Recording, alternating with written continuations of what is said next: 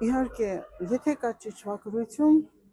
կապ չունի տարիքի հետ կապված, եւ երեխաները, եւ մեծահասակները, հրաշալի բաղադրությունը, ես կասեմ մեծերի համար, դու կդրակ եսի չափով կտակ երեխաներին, վերցնում եք 150 գրամ կաթ գոլ վիճակով, մեջը ճզմում եք 3-ից 4 բջեղ սխտոր, այնուհետև խմում եք գոլ վիճակով, քնելուց 1 ժամ առաջ, իհարկե, քնած ժամանակ սխտորից բոլոր ճիճուները, միկրոբները, վիրուսները